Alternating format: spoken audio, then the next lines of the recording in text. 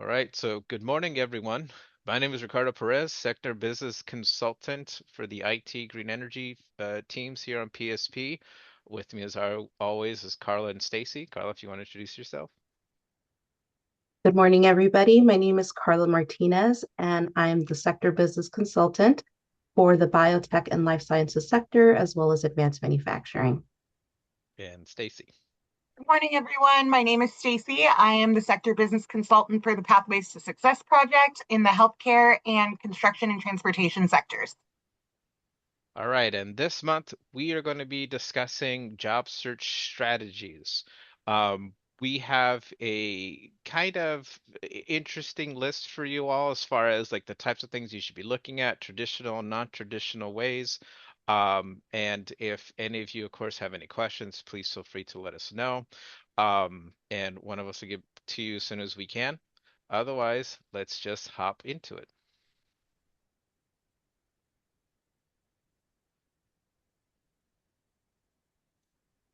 All right. So what we want to do is we want to have individuals prepare for the types of searches that they're going to need to do for the roles and careers, of course, that you all want to get into. Since we are talking about high wage, high level type of work, the way that we go about this is going to be a lot different.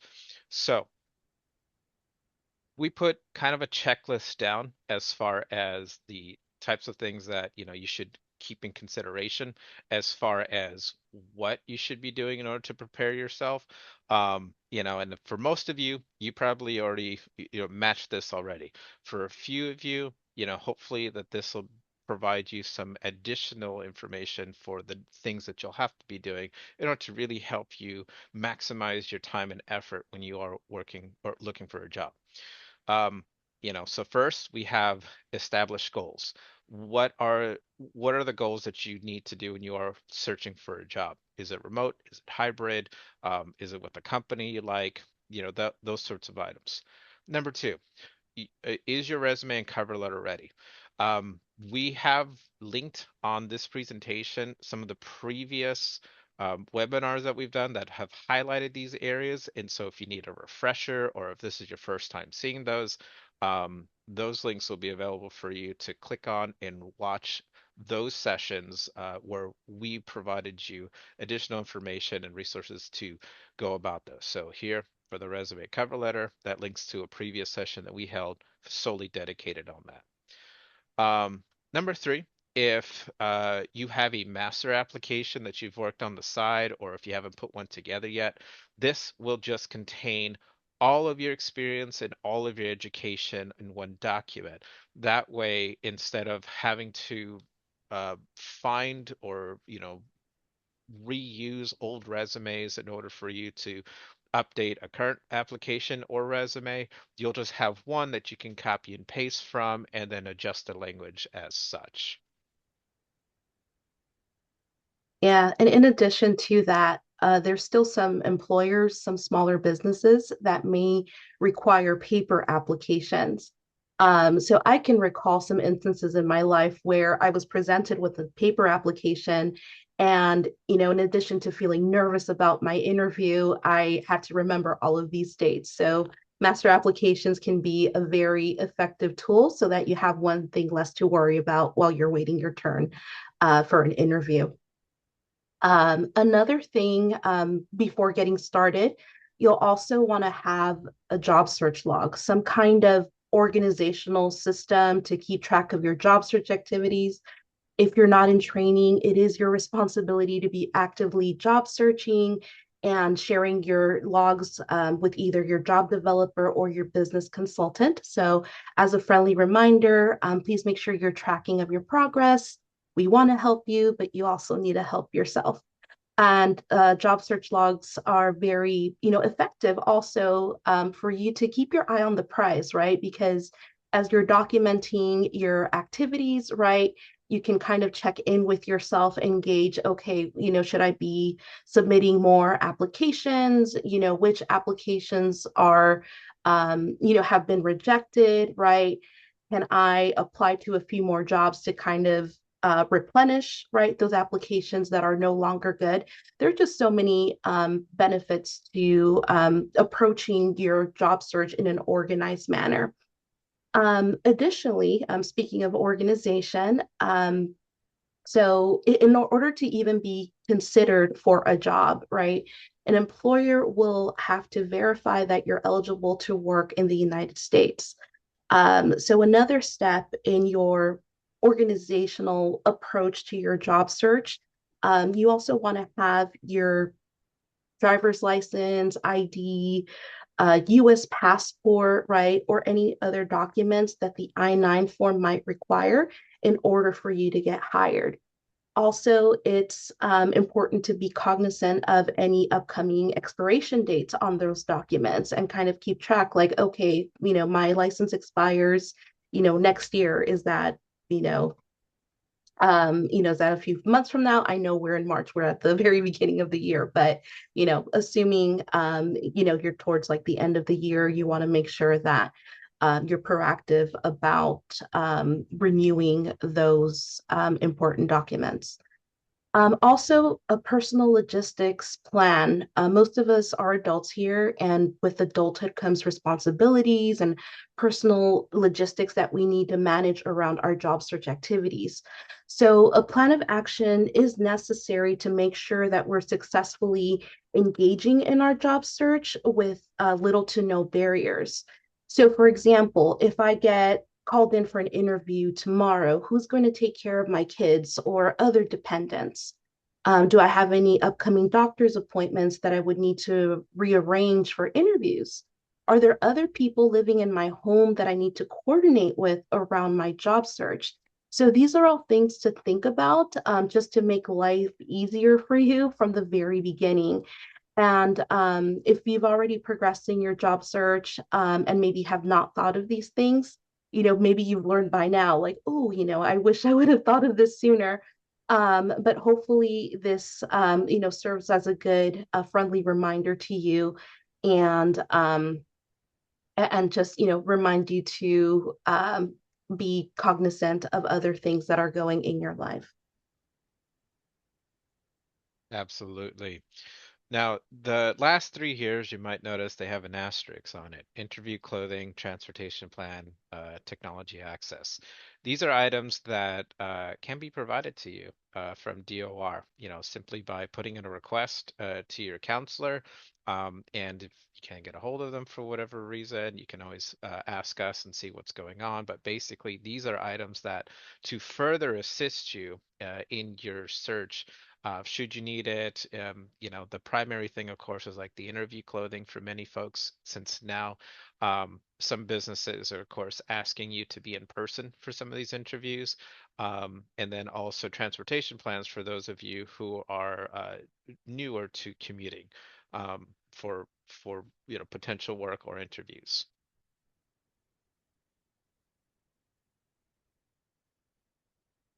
All right. Go ahead, Carla. So leveraging your network and social media. Um, so if we don't create community, then we truly are by ourselves, right? We all need a little bit of help at some point in our lives. And job search is one of those life activities where you will need, support, right? Of course, you have us at the Department of Rehabilitation. You have a very solid support network of sector business consultants, right? But additional help wouldn't hurt. Um, another to Another thing to take into consideration is that about 85% of jobs are found through networking and through the people we know. So I can personally attest that that was my story with DOR, right? Somebody knew my skill set, somebody knew my qualifications and said, hey, look at this job opening. I think you would be a great fit. And it was indeed a great match.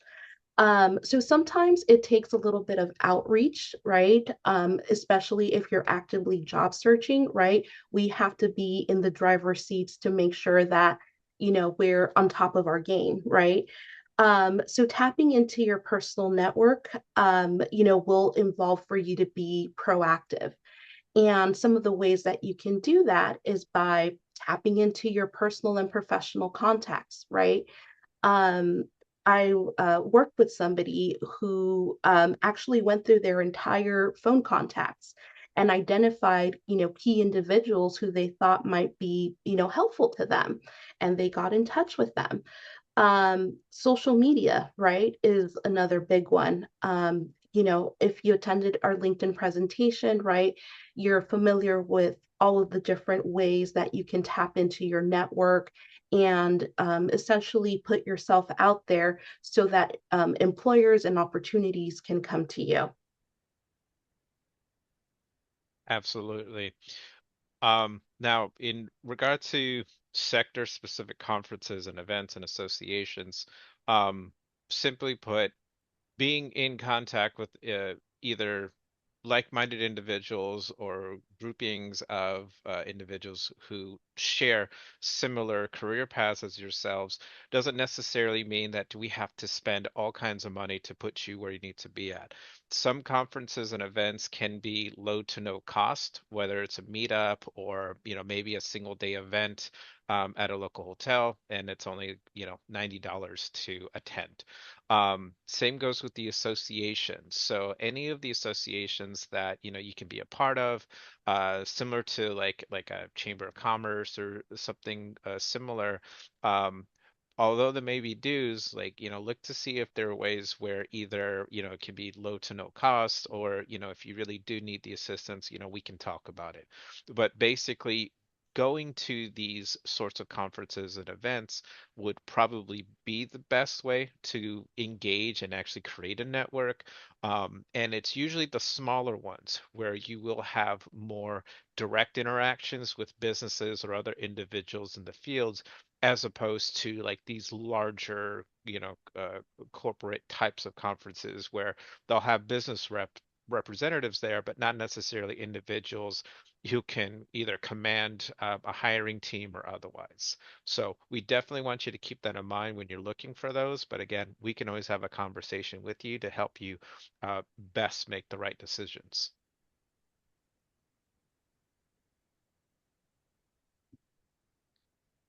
Using your local resources. If you need additional support, these are some of the organizations that can support your journey.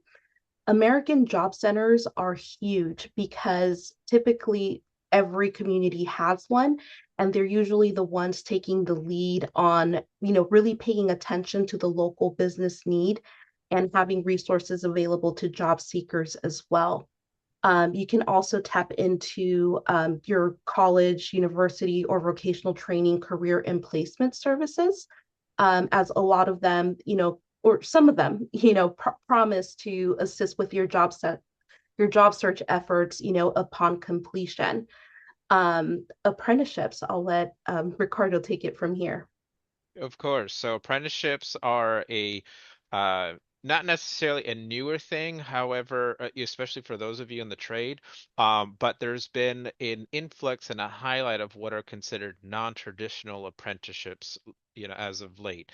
So traditional ones, as we know, you could be a welder or electrician, and those are mainstays. There has been an influx of what are, again, considered non-traditional, where if you want to go into healthcare or into IT, there are apprenticeships that have come about more recently that are widely available, especially to those of us here in California. I'll show you a link for one of these later, but essentially, California goes through what's known as the Division of Apprenticeship Standards through the Department of Industrial Relations. And then, of course, there's the nationwide Department of Labor through the federal government. Go ahead, Carla. Oh, go ahead. All right. So, we also have on here the Employment Development Department, EDD. Many of you, of course, know them as the Unemployment Office, but they do more than that. They actually are trying to assist most Californians with, their job search and general employment assistance. Sometimes they'll hold job fair events at one of their offices and locations, or hold larger ones nearby. And sometimes they'll have a decent email newsletter that gets sent out. So if you're not sure which one's nearby you, or you're unable to get a hold of somebody, again, do let us know and we'll see what we can do. Otherwise, there should be searchable options for you from them through their website. And Yeah. then, oh, go ahead. Lastly, we just wanted to very quickly highlight Veterans Affairs. So if you are a veteran, there may be some additional vocational rehabilitation services that you could benefit from, which can work in tandem with your existing DOR resources. And then also there are nonprofits, community-based programs that also offer placement services as well. Yes. And above all, we definitely want to encourage any of the vendors whom we may send you over for employment services, because a lot of them will also utilize a lot of these services too.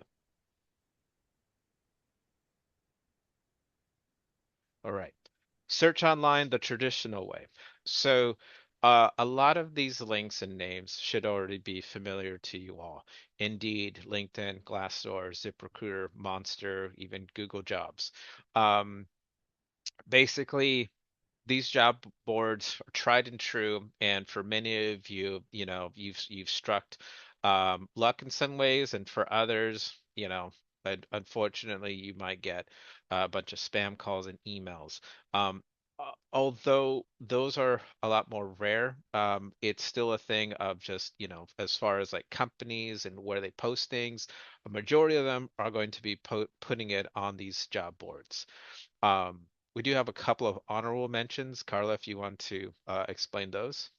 Yes, I just wanted to highlight Hiring Cafe. So, Hiring Cafe, I would best describe as a no nonsense type of website where they don't accept any ad money because they want to do away with any ghost jobs that may be posted online. And so most of the jobs on Hiring Cafe, have been vetted and they're from employers that are actually hiring. Additionally, our workforce development section through DOR has a hot jobs job board where you can search for opportunities near you, and we've linked that on the slide. And lastly, for some of our sectors, we have PSP LinkedIn groups where our sector business consultants essentially post opportunities that we find through our personal networks and share with our PSP consumers. So if you're interested in joining one of our LinkedIn groups, feel free to reach out. All right, thanks for that. Now, this next slide, it's going to be a two-parter. So we say search online according to your sector. So we've already covered all of the traditional job searching websites, that you're all used to and familiar with. However, we wanted to highlight some that are more sector specific. So the list here, again, all these links will be clickable for you once we share the presentation out. But all of them are focused in some way, shape, or form within one of our sectors. And so what I'm going to do actually is to showcase to you all very briefly these other websites.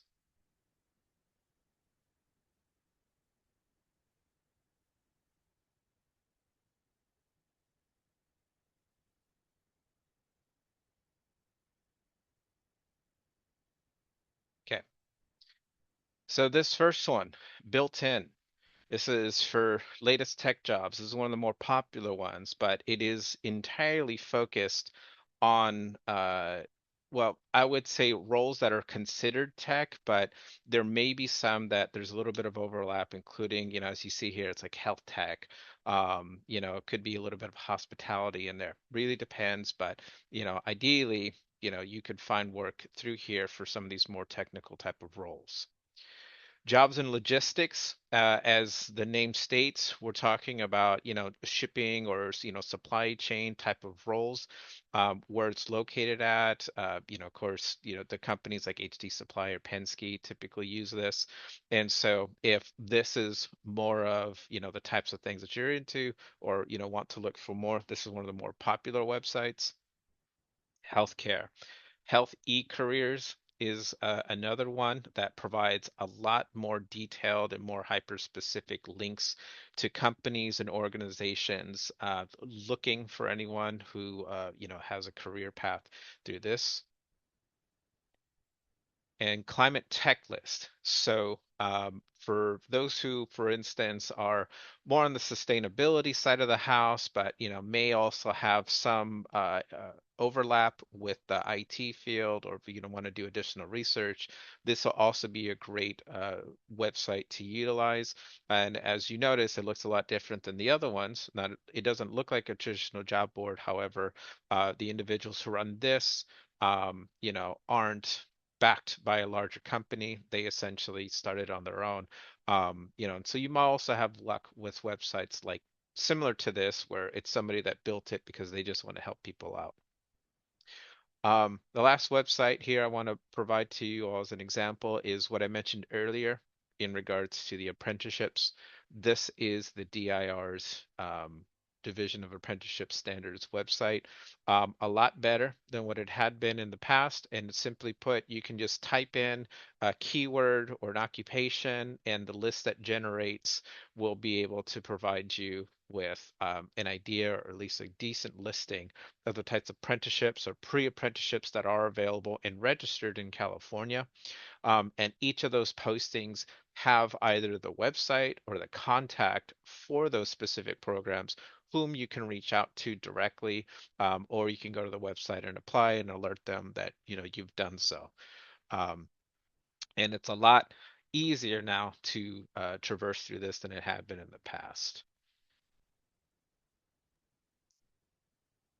Now I'm going to go back to our presentation.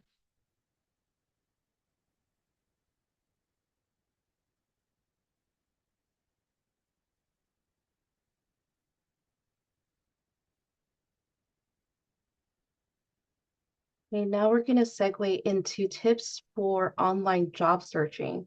So no matter how you choose to search for work, especially if you're using online modalities, it's very important to optimize your filters by using keywords and not just job titles, which is something that Stacy went over in the LinkedIn workshop, which we also have linked within this current slide deck.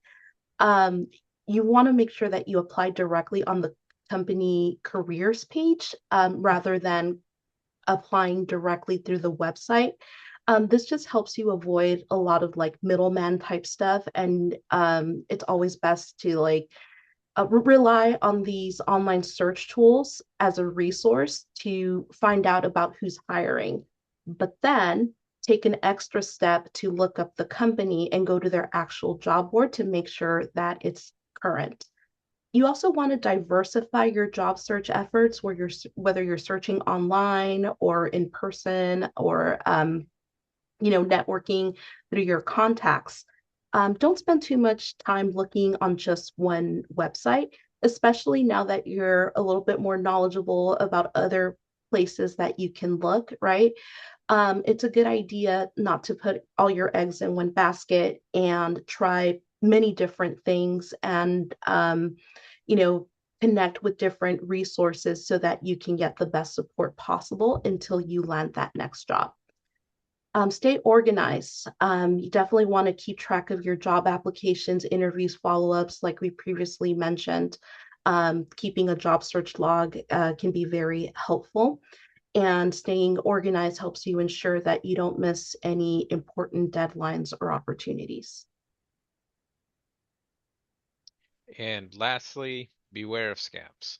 So avoiding job posts with vague information, or it does sound too good to be true, like, oh, we're going to pay you $115 an hour and all we need is your personal information. Things like that you definitely want to be vigilant on, and you know need to check further to see if are real things. Nobody's going to send you recruiting information through WhatsApp or through text.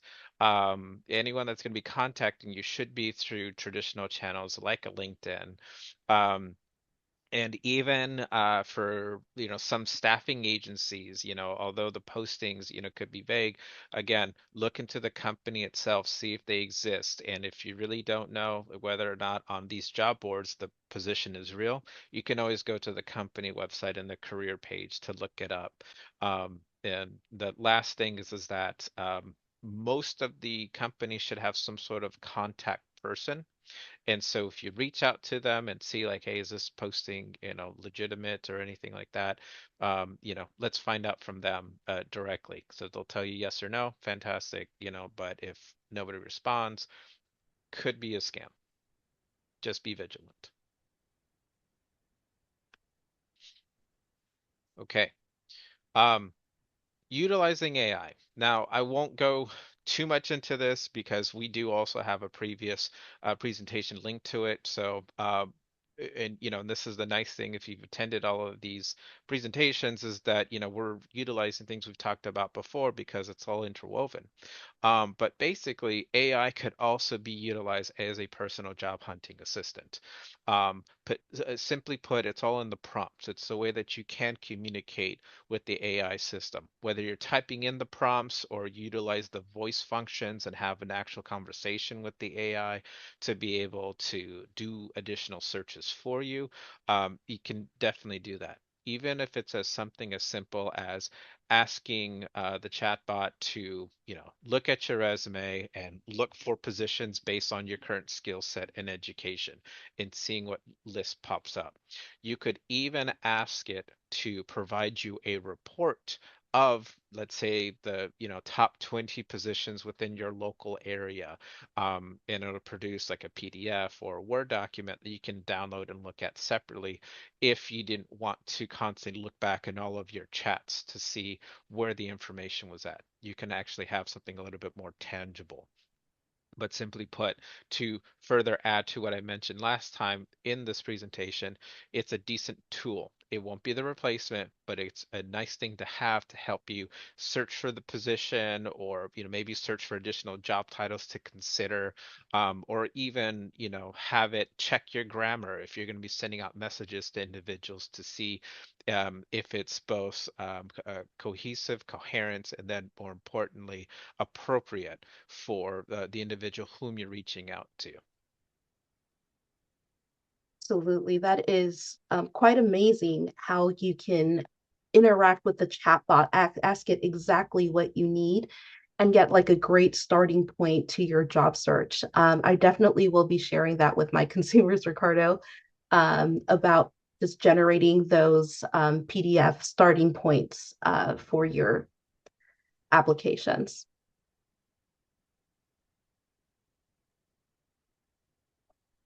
And lastly, we want to highlight applying to staffing agencies or doing freelance work because some experience is better than no experience. And if you've been having trouble just getting into those big name companies like Northrop or Genentech, right? Sometimes these companies outsource some of their entry level work anyway. So staffing agencies are a great place to look for some of those potential entry level or foot in the door opportunities. So we provided a list of a few, right? We have Kelly, Aerotech, Actilent, and Apple One listed, but there are so many more that you can look into locally. Maybe even consult with AI, right, to identify some sector specific staffing agencies near you. And lastly, we want to highlight websites for independent and freelance work, such as Upwork, Fiverr, Thumbtack, and TaskRabbit. And I really want to end us and wrap us up with a story. So when I was planning for, my wedding, I looked for a photographer near me that would be willing to travel outside of the country to shoot my event, right? Which was very niche and a little bit difficult to do when you're on the budget because, my spouse and I at the time were young and broke. And we eventually found somebody who was willing to accept the task. And the pictures came out beautiful. And, we even stayed in touch with the photographers because it was such an unforgettable experience. Um, within, I want to say, 2 to 3 years, that photography group was shooting for magazines, shooting for celebrities, and there was definitely an increase in the quality of their work, right? And they started off very humbly, right? They worked with somebody's budget. They were willing to go outside of the country just to gain that experience and begin developing their portfolio. Now, not every experience with these websites is going to, produce such great results, but it is possible. So we just want to end with like a little disclaimer that if you sign up for one of these websites, don't expect for the clients to be, flooding in your inbox, right away, because it does take time. You're essentially starting up a self-employment opportunity for yourself. So all of those entrepreneurial principles, right, are going to apply in your situation. But if you approach it with realistic expectations, it may surprise you and you may get good results out of it to help you land your next job. Absolutely. All right. So, as a wrap up, we just want to say a couple of encouraging words in that looking for a job can feel exciting at times and other times overwhelming. The job market is always going to be buzzing with opportunities and fresh strategies to try out because it's ever fluctuating. Ideally, go with the flow. Stay on top of your game, because we want you to ace your job search journey. But we are still here, of course, to help you and provide you with additional resources as they come about. Everything that we talked about today isn't it entirely an exhaustive list of things or additional resources to assist you. These are some things that we wanted to highlight to, again, hopefully help you start your journey. So if there are other things that come about, other websites, resources, programs, things of that nature, and we hear about it, we're going to share it with you. If you happen to hear about certain things that have assisted you, could potentially assist others, we'd also love to hear that. So that way, we can really, make this more community driven and of course, set better expectations for us all because at the end of the day, we all like to see you all employed and gainfully employed in the careers that you all have chosen. Um, and with that, Carla, do you have anything else you'd like to add? Yeah, I just want to thank everyone for their participation and, remind you all that we're here for you. So if you need assistance with developing AI prompts or, even revamping your LinkedIn profile, we're available um, by appointment and according to our availability. So thank you all. Great. So, for recording purposes, thank you so much for being here with us this month. We will see you all next month for the next STEM Career Series webinar.